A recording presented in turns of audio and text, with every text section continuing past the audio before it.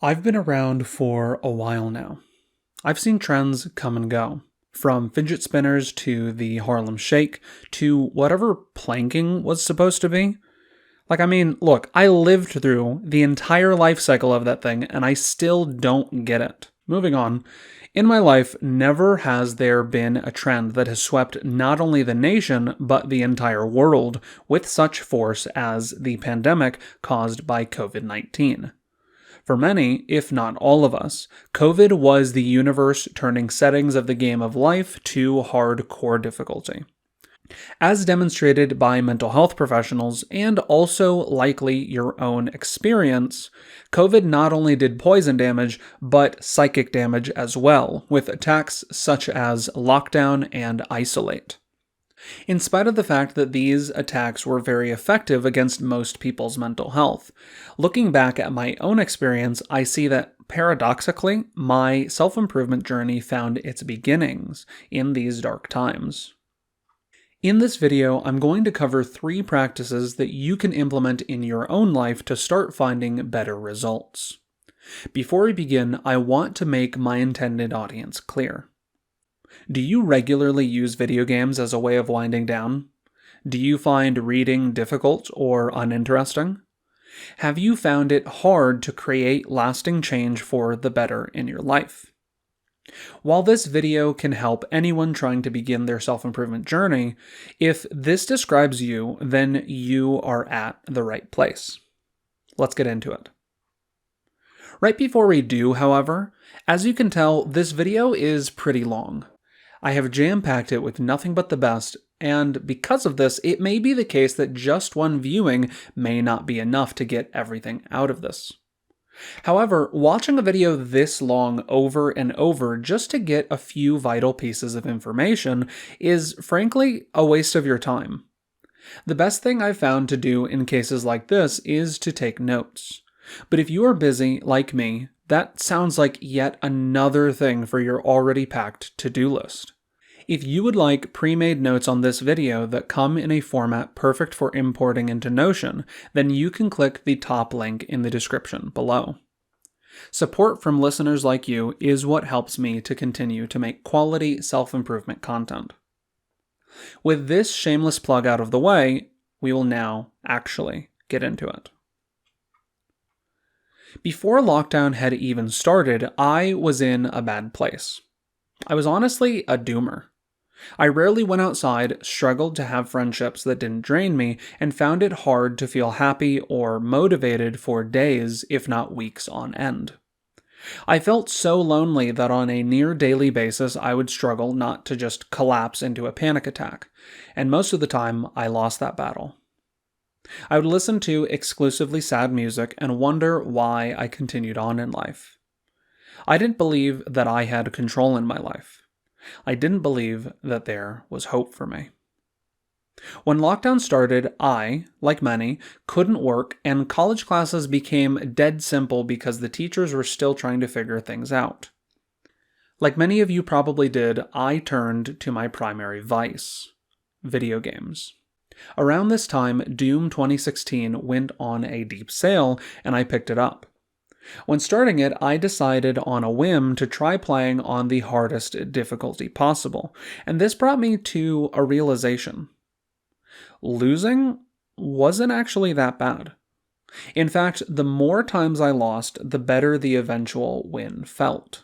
This wasn't the case before the pandemic for me, and if I had to guess why, I think it was because I already felt like I was losing in life, and so losing in a video game was not an enjoyable challenge.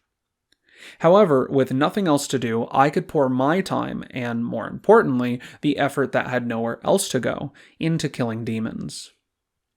While I, like many people in the self-improvement community, would love to encourage you to stop playing video games altogether, that simply isn't a realistic ask. Instead, I'm going to invite you to implement a certain restriction to the time you spend in front of the screen. Play hard games. Before I get into the games that I recommend, I first want to defend why I'm giving this recommendation in the first place. There are 3 ways that I have experienced growth from playing hard games. Sure, there's that girl who is born into money. There's that guy who knows a guy who knows a guy. However, chances are if you're watching this video, you aren't that guy. In life, you are going to have to earn nearly everything you get. Rarely, if ever, will life bend to your whim. Rarely, if ever, will the ideal situation just fall into your lap. In fact, these things are so rare that I would say it is better to pretend that they don't exist. Even if we want to factor in the role of random chance, as Lou Bloom from Nightcrawler once said, if you want to win the lottery, you've got to earn the money to buy a ticket. A saying that I first heard from The Coddling of the American Mind by Greg Lukianoff and Jonathan Haidt is, prepare the child for the road, not the road for the child. Hard and unforgiving video games are a fun way of experiencing this lesson.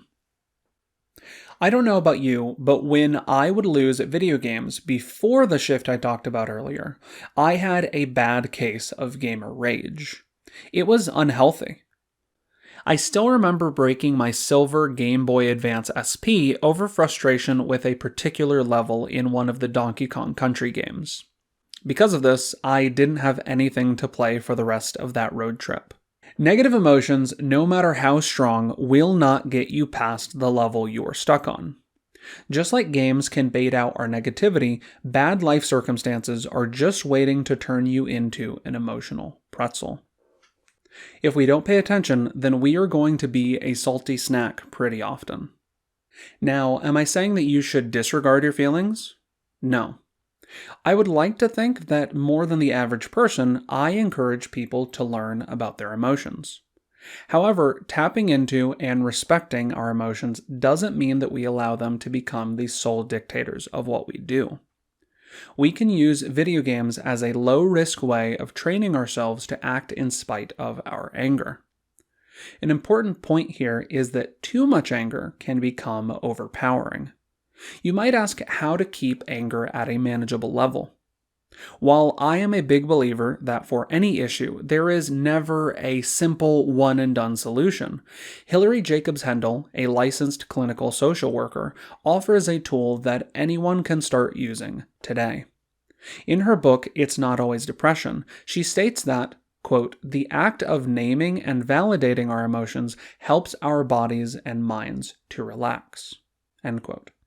In the case of video game rage, this looks like doing your best to recognize in the moment that you are angry. This can look like saying out loud to yourself, I'm getting really angry over this video game. Simply naming our anger can be the first step towards bringing us to a productive state. Now, even with that being the case, depending on just how bad your anger issues are, it may be best for you to seek professional help. I'll leave that decision up to you. Once we have anger in a manageable place, we can even take things a step further and use our anger as a fuel source to continue on in spite of the challenges we face. If we can learn how to do this at the level of video games, we will have a better chance at applying this same ability to the challenges we face in life. With few exceptions, if you just can't get past a level in a video game, it likely isn't actually a skill issue, but rather a problem in your technique.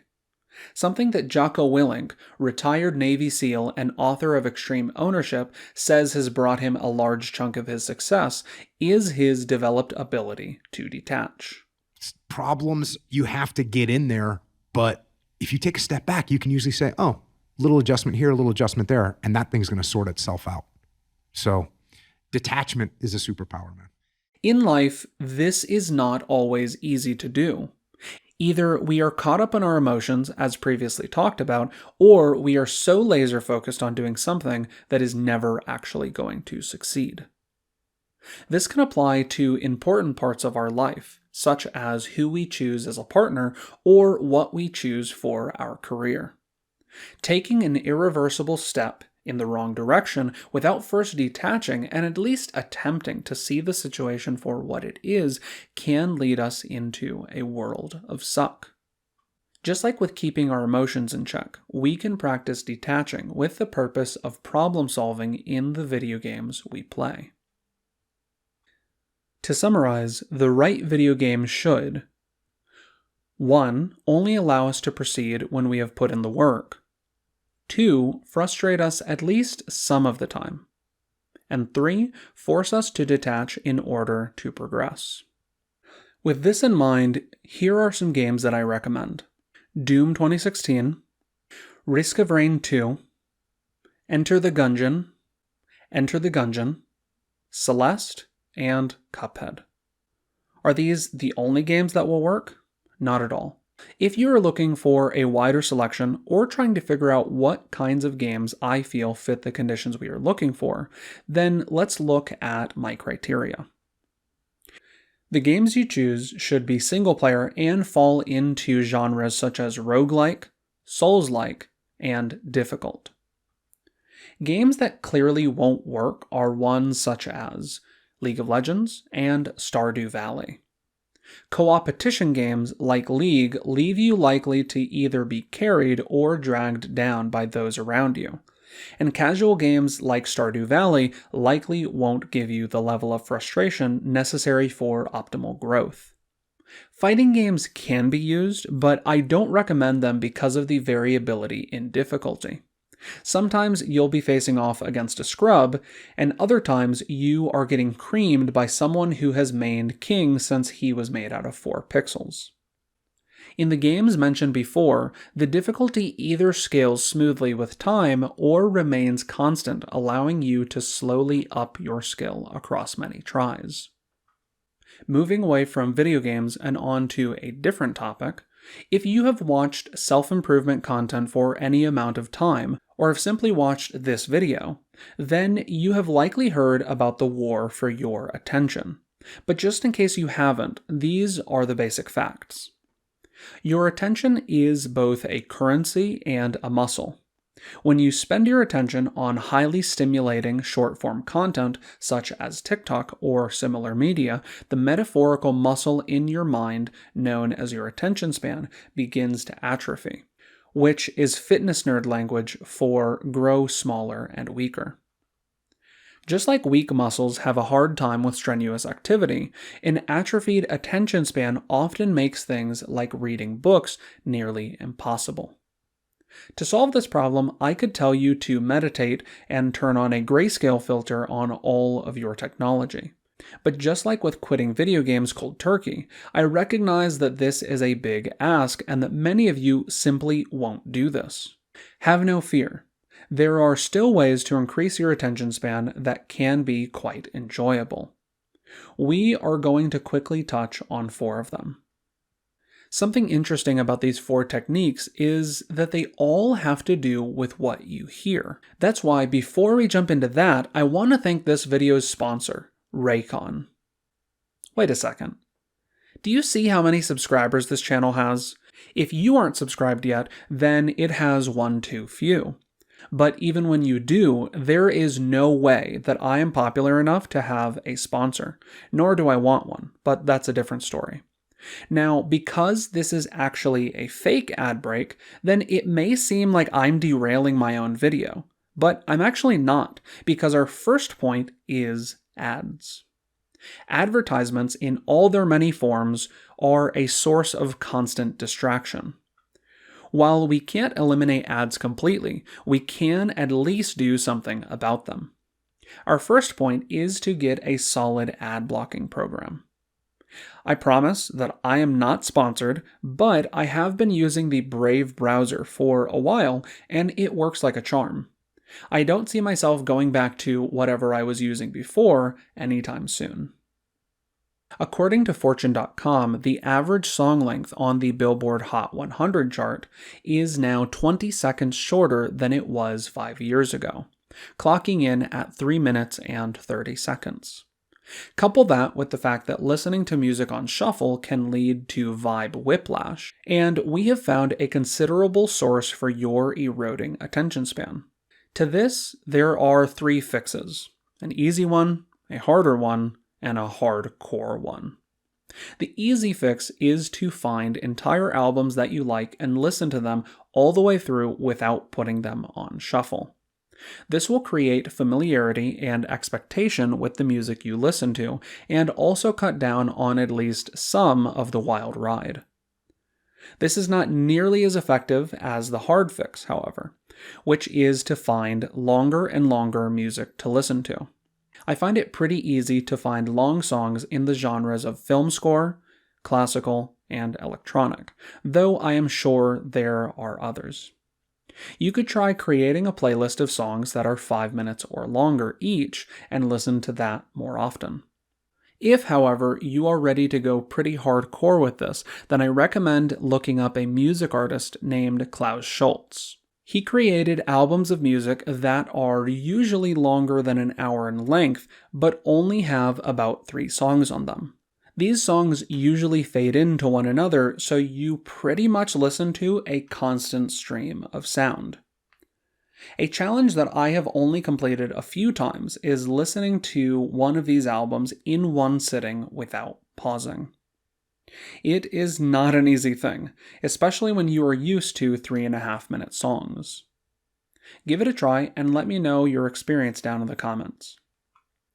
I used to read a lot. As a kid, I would burn through entire books in a day. However, because of depression, which rented out several rooms in my brain starting around the age of 12, I found taking pleasure in reading harder and harder. I continually tried to read, but it was slow.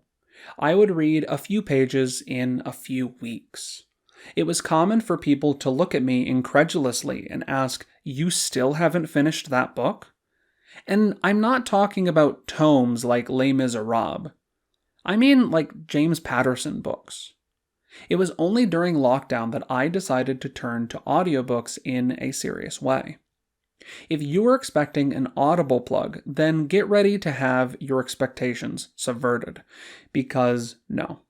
The platform that I like to use is a place called audiobookstore.com. You can buy digital audiobooks from this website, no subscription required. If you do subscribe, however, you can get as many books as you want, all of them on discount. I'd say that if you bought 2 to 3 audiobooks a month, you would be making the subscription cost back in savings. Again, not sponsored, but this is a very cool website that I have actually never heard anyone else talking about. As it relates to what kinds of books you should read, I really don't think it matters, especially when you are starting out.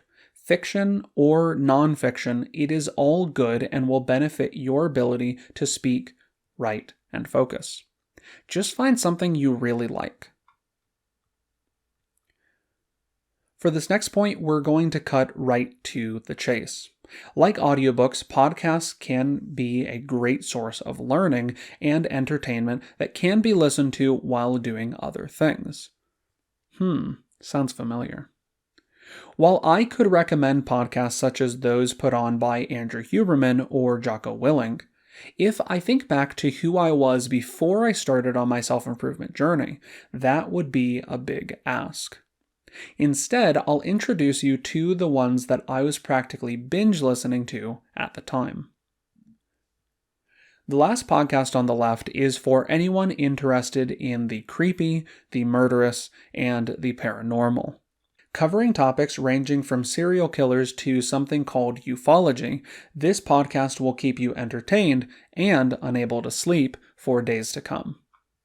A podcast is only as good as its hosts, and this one is one of the best in that department. Marcus Parks, Henry Zebrowski, and Ben Kissel are clearly informed on the topics that they cover, and they will get you interested in all sorts of things. My personal favorites are their series on Jim Jones and Om Shinrikyo. Oh, and also their episode on gnomes is super funny. Check them out. Before you do, however, as good as this podcast is, I recommend caution here if you find that your mental health is not what you want it to be. Listening to true stories of grisly murders may not be what you want to fill your head with. Personally, I now try to stay away from anything true crime, and I find that I like my life better that way. Ultimately, the decision is up to you. The other podcast that I recommend sinking hours of time into is EFAP. Whoa, whoa, whoa, whoa. Don't make assumptions. I am indeed a preacher of the religion of NoFap. However, that is not what this is. EFAP stands for Every Frame a Pause and is a series where hosts Mahler, Rags, and Wolf invite guests to watch and critique media. Just like Klaus Schulze, this is the extreme side of the spectrum with episodes going over 12 or even 24 hours. And these are solid, continuous things. Keep that in mind. You can jump around to topics that interest you, but I suggest starting from the very beginning, or else you are going to be lost amongst all the inside jokes generated over the years. If you are interested in video games, movies, TV, and anything else that fits into pop nerd culture, then they've got hours of fun waiting for you. Now to our last point. If we wind the clocks back again to before the lockdown, one of the biggest things keeping me from improving myself was the people with whom I spent my time. Hindsight, as they say, is 20/20, and looking back now, it is easy to see that I repeatedly was disrespected, my time was wasted, and I rarely, if ever, enjoyed myself. In fact, I often found that I was in a worse mood after hanging out with these people than before. If you have never taken a critical look at the people you spend time with, then it is likely that there are people like this in your life as well. This becomes even worse when these people are into drugs, drinking to excess, or any other bad habits. These people have an effect on us. A quote relevant to this topic reads, quote, "Stop letting people who do so little for you control so much of your mind, feelings, and emotions." This quote is by Will Smith, a fact that we do not need to dwell on. Speaking of Smith, there is actually a song by The Smiths titled "Heaven Knows I'm Miserable Now," with a lyric that reads, "In my life, why do I give valuable time to people who don't care if I die?" This is the issue. Even if we want to say that we aren't losing much by spending time with these toxic people, we do. We lose time, self-respect, and all of the good things that we could be experiencing with people who would be better for us. With this understood, the question remains, how do we determine who in our life should stay and who should go? A good litmus test comes from the book 12 Rules for Life by Jordan B. Peterson. He says, quote, "If you have a friend whose friendship you wouldn't recommend to your sister, or your father, or your son, why would you have such a friend for yourself?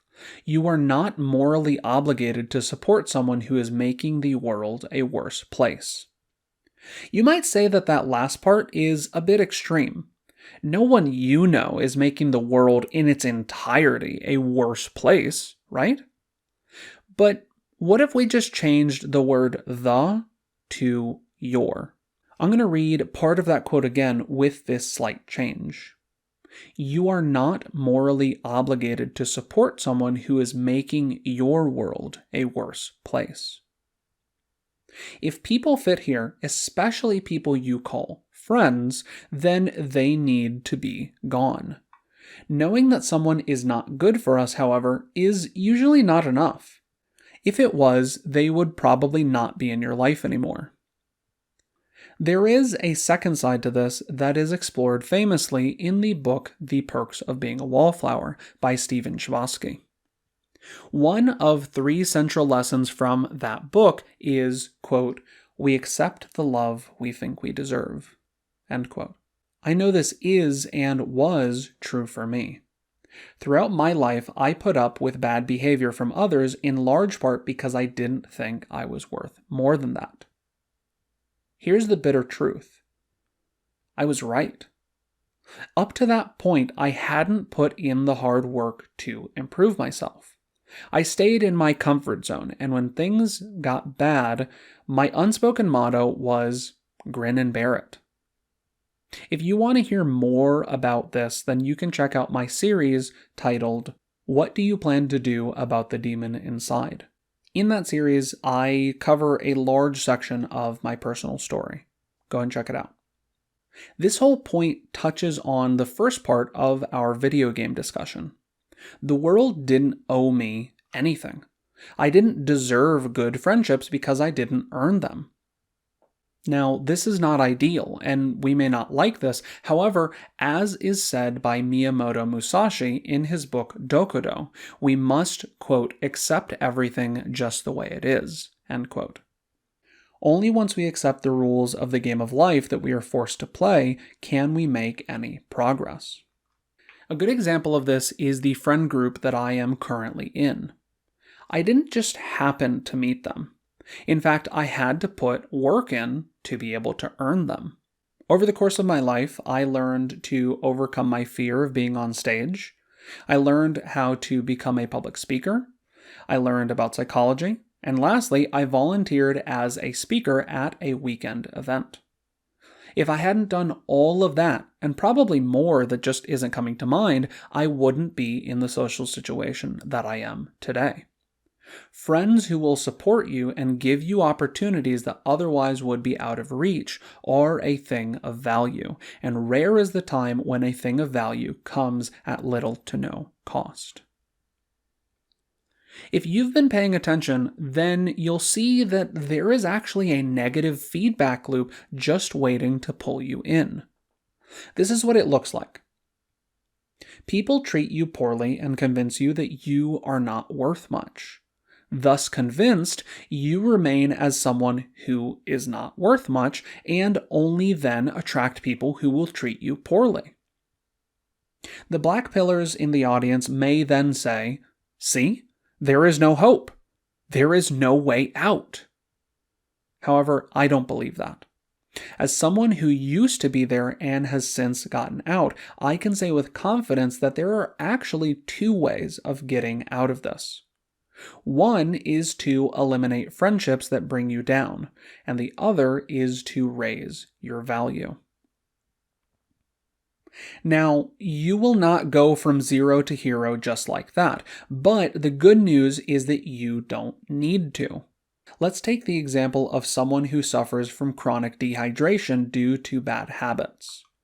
It isn't the case that if they don't drink the optimal amount of water, that they might as well not drink any water at all. That's foolish. The closer and closer this person gets to that optimal level of water, the better off they will be. This is how it works with the negative feedback loop we talked about a minute ago. In fact, we can turn that negative loop into a positive one. This is what that would look like. You begin to cut people out of your life who drag you down, and in turn find it easier to value yourself and work on your own self-improvement.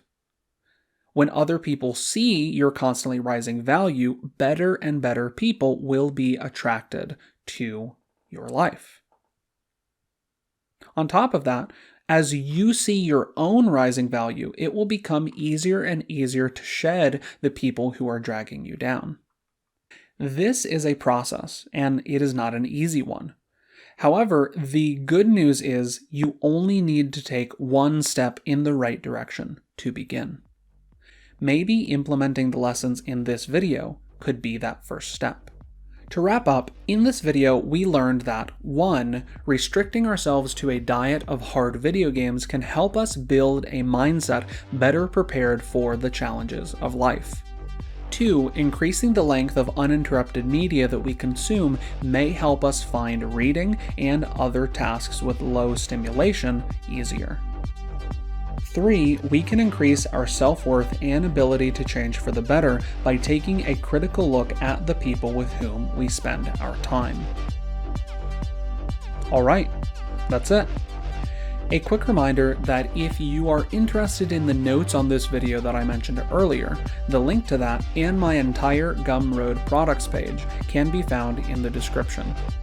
Your support with that and things like liking the video, sharing, and commenting help me to keep on making content for you. Also, if you like the song you are listening to right now, it is original and available for purchase on my Bandcamp. Link in the description. Thanks for watching. That'll be all.